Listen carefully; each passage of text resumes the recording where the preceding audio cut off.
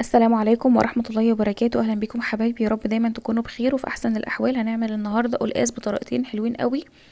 الطريقة الاولى بالصلصة، والطريقة التانية هتبقى بالصوص الاخضر اللي هو عصارة القلقاس والكزبرة الخضراء. في محافظات بتعمله بالطريقة دي وفي محافظات بتعمله بالطريقة التانية. تابعوا معايا الفيديو ان شاء الله هتعملوه بطريقة جميلة قوي قوي، هتاخدوا منها احلى فايدة واحلى تقديم. قبل ما نعمل القلقاس هنغسل القلقاس كويس قوي وهو بقشره بالفرشه اللي انتوا شايفينها دي. تقدروا تغسلوه بالطريقه اللي تعجبكم، بس انا بحب اغسله بالفرشه دي قوي لان هي بتخلصني من كل الشوايب اللي فيه. ما ينفعش نقشر اللولاس يا جماعه وهو مش نضيف. نقشره ونغسله الاول وننشفه كويس قوي وبعدين نقشره. كده انا نشفته كويس، همسكه بقى اقشره. القلقاس هنا كان صغير فانا قشرته وهو كامل كده. لو هو كبير معاكي بقى مش هتقدري تمسكي في ايدك، بنقوم مقطعينه شرايح زي البطاطس كده، وكل شريحه بنمسكها نقشرها. دي في ايدك ودي في ايدك، يعني بصي حاولي تشغلي دماغك وحبي المطبخ كده وانت واقفه، هتعملي احسن حاجه وافضل حاجه وهتبدعي والله. هنقشره كويس قوي. انا كان معايا 3 قلقاسات، هنعملهم النهارده بالطريقتين. انا حبيت ان انا الم الطريقتين في فيديو واحد عشان في ناس في محافظات بتعمله بالصلصه وفي محافظات بتعمله اخضر بالسلق يعني. فاللي حابب كده حابب واللي حابب كده حابب. هتسالوني عن رايي هقول لكم يا جماعه والله الطريقتين تحفه وجمال جدا جدا. القلقاس اصلا مفيد، يعني اهم حاجه في القلقاس الماده اللزجه اللي في ناس كتير بتسلقه علشان تخرجها. ما ينفعش يا جماعه ان احنا نسلق القلقاس، لازم نحتفظ بالماده اللزجه. في ناس بقى عارفه المعلومه دي وبتحب تحتفظ بالماده اللزجه فبتعصر عليه ليمون، بس ده ما بيبقاش حلو يعني في الطعم، ما بتاخديش منه احلى طعم قوي. في تركايه انا هقول لكم عليها بس تابعوا الفيديو للنهايه، ان شاء الله هتخلي القلقاس معاكي كده زبده وطعمه حلو قوي قوي. يعني لو عندك حد ما بيحبش القلقاس لما هياكله منك بالطريقه دي انا متاكده انه هيغير فكرته عنه. تابعوا بس معايا الفيديو للنهايه لحد ما نوصل للنقطه دي وانا هقول لكم عليها. هنا انا كنت بعد ما قشرت القلقاس نشفته كويس قوي برضو بفوطه، هقطعه بقى مكعبات صغيره. تقدري تقطعيه مكعبات صغيره او كبيره برضو، دي حسب ذوقك يعني اللي انتي حباه. انا هشرح لكم الطريقه اللي بالصلصه لاني اكتشفت ان في مقطع انا ما صورتوش، واسفه جدا يا جماعه. ولو انتوا حابين ان انا اعيد الفيديو تاني يا ريت تكتبوا لي في التعليقات. انا بعد ما قطعت القلقاس كله قسمته نصين، كميه عملتها بالصلصه والكميه التانية عملتها بالسلق.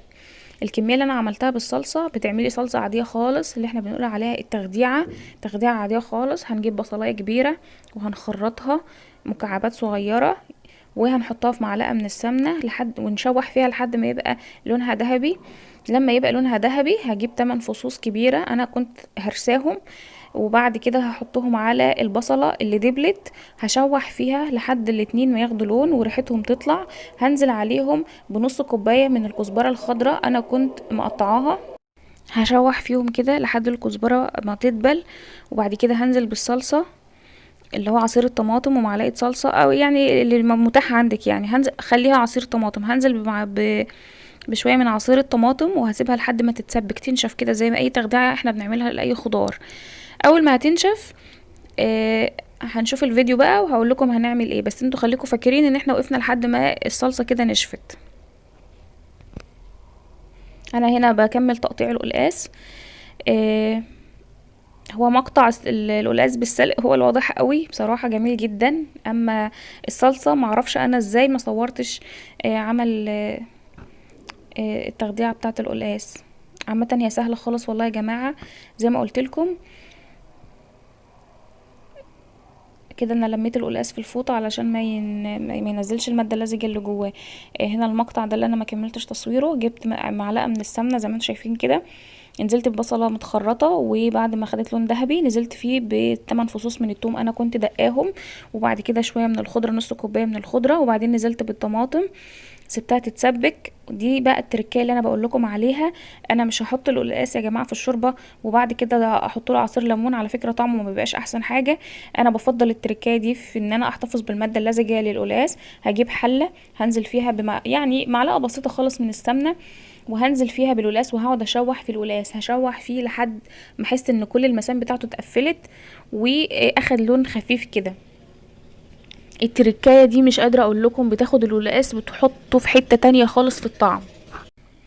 جربوا القلقاس بالطريقه دي، لو حد عندكم ما بيحبوش جربوه، وان شاء الله انا متاكده ان هو هياكل القلقاس، لان بيبقى طعمه حلو قوي قوي قوي يا جماعه والله. هنا كانت التخديعه كده اتسبكت زي ما انتوا شفتوها. هنزل بقى بالقلقاس وهكمل فيه تشويح مع الصلصه. وبعدين هضيف له بقى الشوربه، يعني هشوح فيه بتاع دقيقه كده ونضيف له الشوربه. دي شوربه انا كنت غلياها، ممكن تضيفي ميه يعني مش شرط شوربه، بس طبعا لو في شوربه بيكون افضل. شايفين شكل القلقاس بقى لونه عامل ازاي؟ نروح بقى للطريقه التانية للقلقاس. ده القلقاس بسلق. ده سلق يا جماعه، انا باخد الورقه بس منه وبرمي العروق.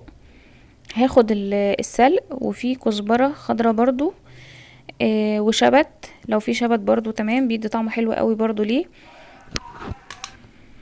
كده انا جهزت كل الورق. هحط له بقى كزبره خضراء، هحطهم في الكبه، هضربهم في الكبه لحد ما يبقوا عصير وينزلوا ميه. تقدروا تعملوا الخطوه ديت بالهاند بلندر او بالكبه او بالهون، تدقي في الهون او بمخرطه الملوخيه.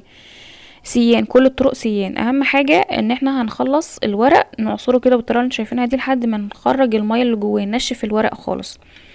هناخد بقى الميه ونضيفها للشوربه. بس ده بقى بقول لكم الكميه اللي كانت متبقيه من القلقاس. هنا الشوربه كانت غليت، هحط بقى فيها القلقاس، وهسيبها برضو لحد ما تنطق بالغليان، وهنزل فيها بالعصاره.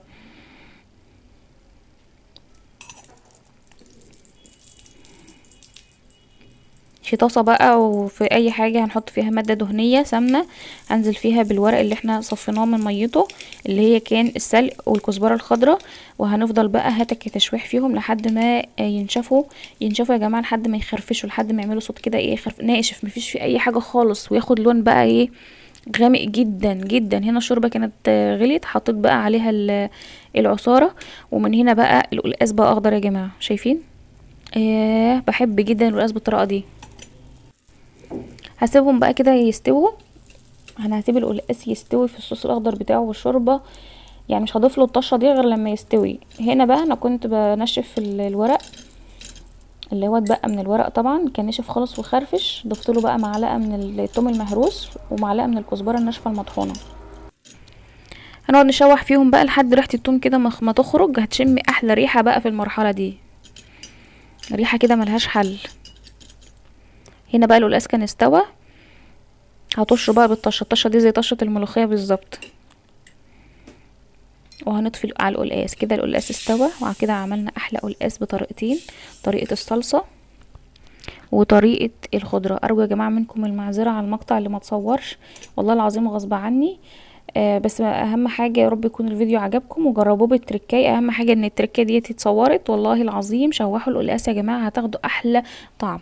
في نهايه الفيديو ما تنسوش تضغطوا لايك ليه واشتراك للقناه عشان القناه تكبر بيكم وليكم. شكرا حبايبي، والسلام عليكم ورحمه الله وبركاته.